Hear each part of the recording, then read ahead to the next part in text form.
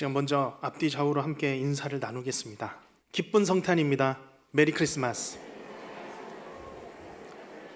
우리가 이 인사를 많이 못 나눠봤죠? 기쁜 성탄 메리 크리스마스입니다. 네, 감사합니다. 우리가 기억해야 할 것은 예수 그리스도의 탄생에 관한 이 소식은 좋은 소식이고 여전히 기쁜 소식이라는 것입니다.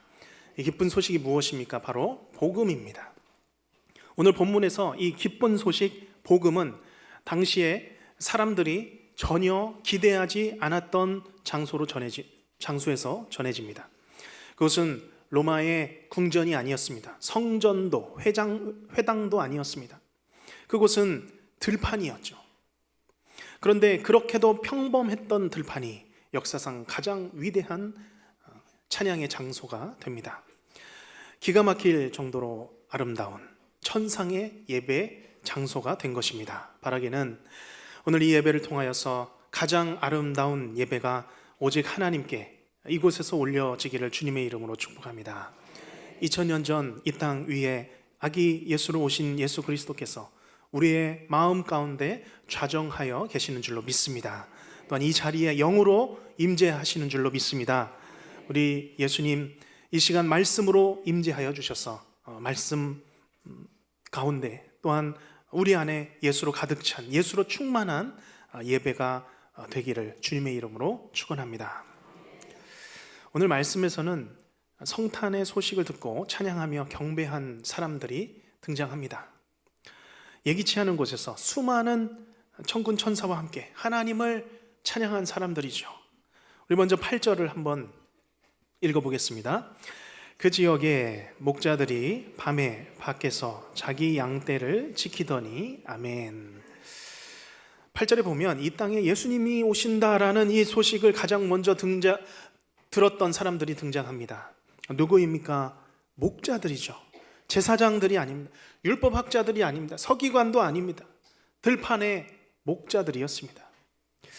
목자들이라고 하면 어떤 이미지가 떠오르십니까?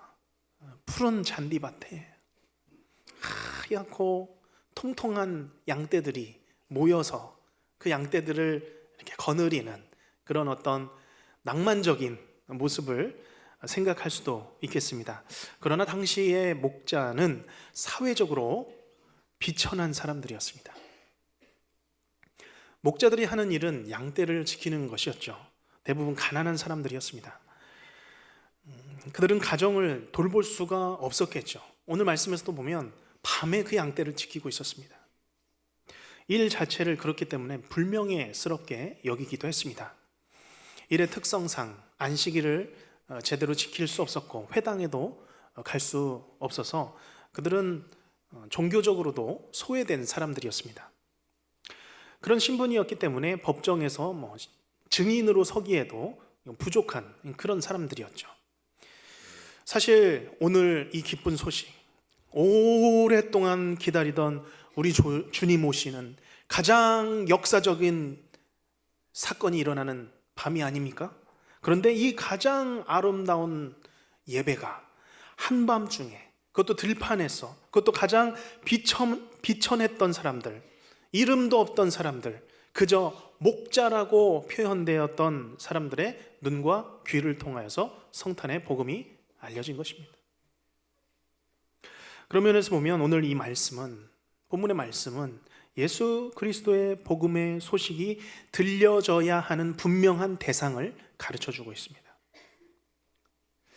마가복음 2장 17절에 따르면 예수님께서 그 대상을 뚜렷하게 밝히고 있는데요, 자막을 통해서 보시면 예수께서 들으시고 그들에게 이르되 건강한 자에게는 의사가 쓸데없고 누구에게 필요합니까?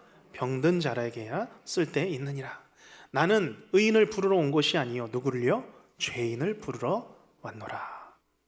예수님이 누구를 위해서 오셨습니까? 의인이 아니죠.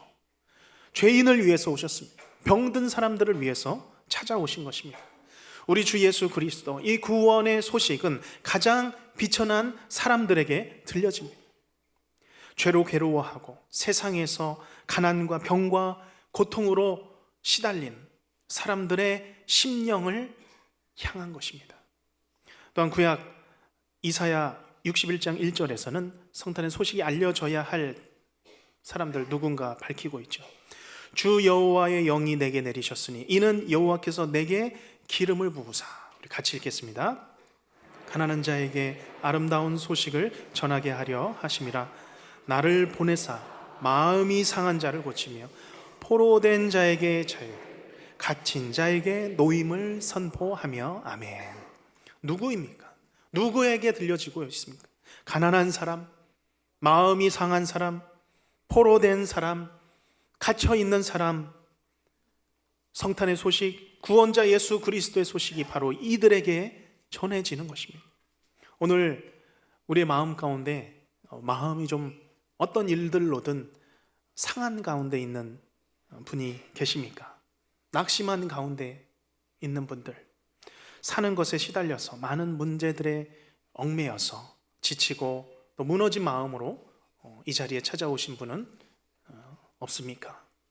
오늘 주 예수 그리스도께서 성탄의 그 밤과 같이 이 시간 내 심령 가운데 들어오시기를 주님의 이름으로 축복합니다. 내 가난하고 병들고 무너진 마음 속으로 예수님 찾아와 주시옵소서. 하나님, 내 마음 가운데, 내 들판과 같은 내 마음 가운데 주님 찾아와 주셔서 함께 계실 때에 나의 삶이 온전히 변화될 줄로 믿습니다. 그렇게 믿으시기를 바랍니다. 예수님께서 내 영혼의 구주가 되어 주십니다. 그러할 때 예수님께서 내 모든 삶의 짐, 고통의 짐 다 짊어지시고 목자와 같이 우리를 인도해 내실 줄로 믿습니다. 오늘 목자들은 이 소식을 제일 먼저 보고 들었죠. 그러면 과연 그 밤에 목자들이 본 것, 들은 것 구체적으로 무엇입니까? 9절 10절 말씀 함께 읽겠습니다. 주의 사자가 곁에 서고 주의 영광이 그들을 두루 비추매 크게 무서워하는지라. 천사가 이르되 무서워하지 말라. 보라, 내가 온 백성에게 미칠 큰 기쁨의 좋은 소식을 너희에게 전하노라. 아멘. 그들이 본 것이 무엇입니까? 주의 영광입니다. 큰 기쁨의 소식이었습니다. 9절 말씀 한번 상상해 보시죠. 깜깜한 밤입니다. 포악한 짐승들, 이 깜깜한 밤에 양들을 해치지 않을까? 이 목자들은 두 눈을 켜고 극한 이 경계심으로 양떼들을 돌보고 있었을 것입니다. 그런데 바로 그때 주의 사자가 나타났습니다. 어디에 나타났습니까? 저 멀리 하늘도 아니고 곁에 서고입니다. 이 단어는 곁에 서서 멈춰 있는 걸 표현한다기보다는 곁으로 가까이 왔다라는 표현입니다. 곁으로 주의 사자가 가까이 왔다. 아마 아까부터 계속 두 눈을 켜고 주위를 살피고 있었을 것인데 어느 순간 주의 사자가 내 곁으로 가까이 오고 있는 것을 느낀 것입니다. 한밤중에 기겁을 했겠죠. 동시에 주의 영광이 그들을 두루 비췄습니다. 천사가 주의 사자로 나타나는 것, 그리고 주의 영광이 가득한 그때에 목자들은 어떻게 했겠습니까? 목자들은 오늘 표현해 보면 어김없이 무서워했습니다. 두려워했습니다. 왜냐하면 목자들은 주의 사자를 볼 자격이 없던 사람들이었기 때문입니다. 죄인들로 취급되었던 이 목자들이 주의 영광을 보았으니 뭐예요? 이제 난 죽게 됐다. 죽었구나 이제. 그렇게 생각하는 것이 당연했습니다. 그래서 무서워했습니다. 그래서 천사는 말하죠. 무서워하지 말라. 그 표현입니다. 무서워하지 말라. 좋은 소식을 너희에게 전하노라. 곧바로 그들을 진정시킵니다. 이 말도 안 되는 표현입니다. 비천한 목자들이 주의 천사 옆에 서고 주의 영광의 빛을 보았는데 죽지 않는 것이죠. 심판이 없는 것입니다. 징계가 없습니다. 말도 안 되는 상황입니다. 오히려 자비의 소식이 들립니다. 은혜의 소식이 그들에게 들립니다. 어떤 소식입니까? 11절 12절 말씀 우리 다시 한 번만 읽겠습니다. 오늘 다윗의 동네에 너희를 위하여 구주가 나셨으니 곧 그리스도 주시니라. 너희가 가서 강보에 쌓여 그 위에 뉘어있는 아기를 보리니 이것이 너희에게 표적이니라 하더니. 아멘. 이 목자들이 산 것이죠. 죽다가 살아났습니다. 나 혼자 사는 것도 아니고 나도 살고 온 백성이 살게 된다는 소식입니다. 이 소식을 들으니 얼마나 기뻤겠습니까? 기쁜 성탄, 기쁜 성탄, 예수 그리스도 나셨다, 메리 크리스마스, 입에서 아마 계속 외치며 살았을 것입니다. 얼마나 기뻤겠습니까? 이 성탄의 소식, 이 기쁜 소식이 목자들에게 들렸죠. 지난주에도 많은 분들과 이야기를 나누는 중에 특별히 계속 반복했던 이야기들이 있습니다. 아마 공감하는 이야기일 것입니다. 시간이 갈수록 이와 같이 좀 기뻐야 해야 할 이 성탄절이 분위기가, 느끼는 것이, 내 자신이 또 하나님을 향한 마음이 예전만 하지 못하다는 것입니다. 그래서 부목사님들과도 막 계속 그런 얘기, 옛날 얘기, 20년 전, 30년 전, 그때 새벽송 돌고 그날 준비하면서 무엇을 했는지 그 기뻤던 그때 이야기를 우리가 자주 나누었습니다. 시간이 갈수록 더 그런 것 같습니다. 그러나 분명한 것은, 우리가 다시 한번 새겨야 할 것은, 성탄절은 구원의 주 예수 그리스도가 탄생하신 날입니다. 오랫동안, 정말 오랫동안 기다리던 바로 그날이 성탄의 날인 것이죠. 오늘 본문에서 보는 이 예수님의 성탄의 소식은 온 백성이 아직 어둡고 깜깜할 때에, 모두 다 잠이 들었을 때에, 그 약속하신 때에 이 땅으로 밀려 들어오신 것입니다. 하늘로부터 들려온 그 복음의 소식이 이 땅에 내려와서 가난하고 비천한 사람들의 삶에 밀려 들어오셨습니다. 저는 오늘 이 말씀을 읽고 묵상하는 가운데 한 단어가 생각났습니다. 바로 쇄도라는 단어입니다. 쇄도라고 하는 것은 한 번에 세차게 밀려 들어오는 것입니다.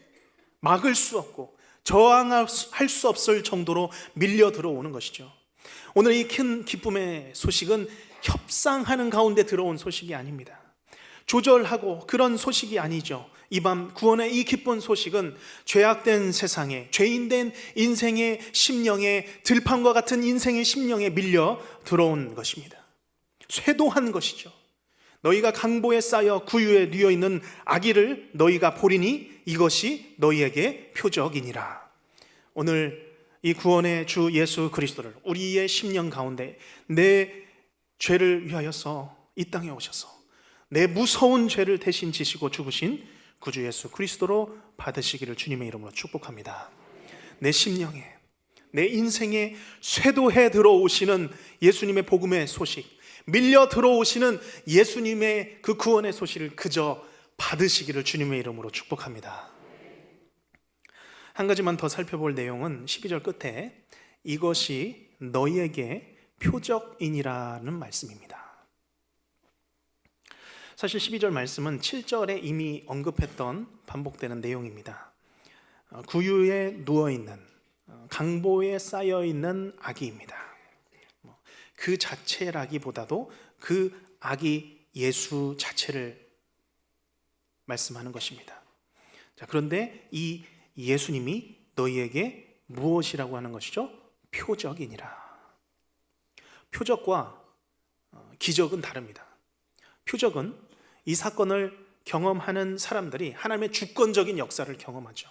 하나님의 주권적인 역사를 경험한 후에 그 믿음이 움직이는 거예요. 믿음이 발생하는 거죠. 하나님께 더 나아가고 하나님을 더 굳건하게 믿게 만드는 것이 바로 표적의 역사입니다. 반면에 기적은 어떻습니까? 기적도 하나님의 능력을 맛보는 것은 마찬가지입니다.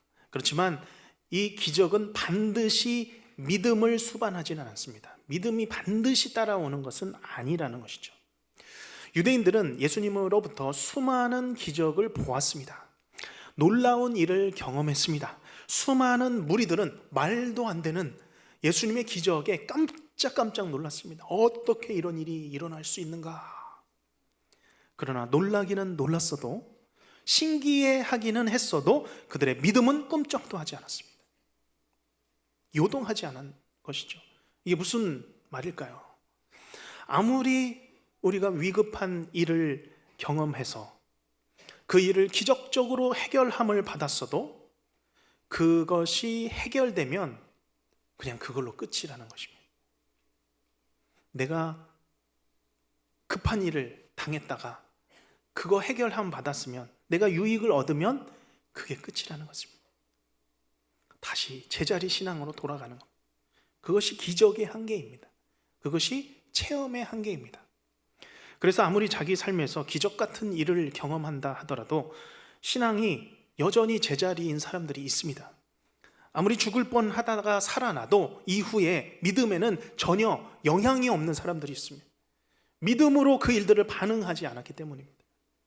그저 기적 같은 경험으로만 순간적인 위급함을 해결함 받는 것에 목적이 있었기 때문입니다. 유대인들이 그랬죠. 사실 유대인들은 말로는 표적을 구하는 사람들이었습니다. 그러나 그들 앞에, 그들의 눈앞에 표적 되신 예수 그리스도가 계셨음에도 불구하고 그들은 예수님을 표적으로 여기지 않았습니다. 그저 신기한, 놀랄만한 기적만을 바라며 살았던 것이죠. 그래서 성경에서 표적이라고 할 때 그 심오한 의미를 쉽게 이해할 수 있는 것이 있습니다. 예수님께서 기적을 일으키실 때 우리가 무엇에 집중해야 하는가? 손 모양입니다. 손 모양을 저한테 이럴 필요는 없고요. 한번 이렇게 만들어 보시길 바랍니다. 이렇게 하면 총이고요. 겸손히 엄지손가락을 구부려서 내리면, 특별히 복음서에서 예수님께서 표적을 행하시죠. 이 검지 모양이 예수님께서 행하시는 기적의 모습입니다. 손을 내미셔서 예수님께서 고치시고 치유하시고 살리시고 기적을 베푸셨습니다. 그러나 그 기적을 행하는 한 손가락의 방향보다 나머지 네 손가락이 가리키는 방향이 있습니다. 어디입니까? 나 자신. 예수님이라면 예수님이죠. 예수님께서 손을 내미셔서 기적을 행하실 때는 그 기적 자체를 바라보는 것이 아니라 그 네 손가락이 향하고 있는 예수님, 이 기적을 행하시는 분이 누구신가? 그 예수님을 믿음으로 그 믿음이 성장하고 자랄 것을 위하여서 예수님께서 그토록 기적을 행하시고 그들을 고쳐 주셨던 것입니다. 그 예수님이 누구십니까? 예수님은 태초에 하나님과 함께 계셨던 분입니다. 곧 하나님이시죠. 만물이 그로 말미암아 지은 바 되었습니다. 인간의 몸을 입으셔서 이 땅에 오신 하나님의 아들 예수 그리스도입니다.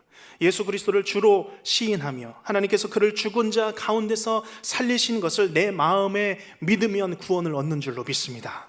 영생을 얻는 줄로 믿습니다. 그래서 예수님이 표적이 되는 것이죠. 믿음이 발생합니다. 움직입니다. 이것을 요한복음 20장 30절과 31절 말씀에서 이렇게 기록하고 있습니다. 제가 자막을 통해서 30절을 읽겠습니다. 예수께서 제자들 앞에서 이 책에 기록되지 아니한 다른 표적도 많이 행하셨으나, 31절 같이 읽겠습니다. 오직 이것을 기록함은 너희로 예수께서 하나님의 아들 그리스도이심을 믿게 하려 함이요 또 너희로 믿고 그 이름을 힘입어 생명을 얻게 하려 함이니라. 아멘. 그렇기 때문에 우리가 기적 같은 일을 경험해도 그 일 자체가 중요한 것이 아니라 내게 기적을 베푸신 분이 누구신가? 우리가 그 예수 그리스도를, 하나님을 바라봐야 한다는 것입니다. 오늘 천사는 선포합니다. 강보에 쌓여 누운 아기를, 구유에 누인 아기를 보리니 이분이 너희에게 표적이니라. 우리에게 표적은 이 땅에 오신 예수 그리스도이심을 믿습니다. 예수 그리스도를 바라보는 자마다, 믿는 자마다 구원을 얻게 되는 표적이 되십니다. 믿음을 발생시키시며 믿음이 반응하게 합니다. 그러므로 성탄의 소식은 예수의 이름을 믿는 자마다 영원한 생명을 얻게 된다는 기쁜 소식인 줄로 믿습니다. 또한 믿는 우리에게는 이 성탄의 소식 계속 들려지고 있죠. 반복되어 들려지고 있습니다. 기적 같은 표적이 되신 주 예수를 다시 한번 바라보라고 하나님께서는 말씀하고 계십니다. 믿음의 주여 우리를 온전케 하시는 예수를 바라보자, 다시 한번 바라보자 라는 말씀이 오늘 이 성탄 주일 예배를 통하여서 말씀하고 있는 것입니다. 오늘 우리가 성탄 주일 이렇게 기도하며 하루를 보내시길 바랍니다. 이 땅에 오신 우리 주 예수님, 내 마음에 이 시간 다시 좌정하여 주시옵소서. 임하여 주시옵소서. 떠나지 말아 주시옵소서. 하나님, 내 마음이 들판과 같습니다. 하나님, 내 마음이 마국간 구유와 같이 깨끗하지 못하여서 너무나도 부끄럽습니다. 그러나 2000여 년 전에 양을 치던 들판에 비천한 목자들에게 쇄도하셨던 성탄의 기쁜 소식처럼 주여 이 시간 나의 마음에 쇄도하여 주시옵소서. 내 안에 자리 잡고 있는 모든 어두움 물리쳐 주시옵소서. 나를 억누르게 하고 나를 낙심하게 만드는 이 모든 어둠의 세력을 예수의 이름으로 내어 쫓아 주셔서 우리 주님 모시며 기뻐하는 삶 살게 하여 주시옵소서. 기도하시는 성탄 주일 또한 성탄의 주일이 주간이 되시기를 주님의 이름으로 축원합니다. 기도하겠습니다.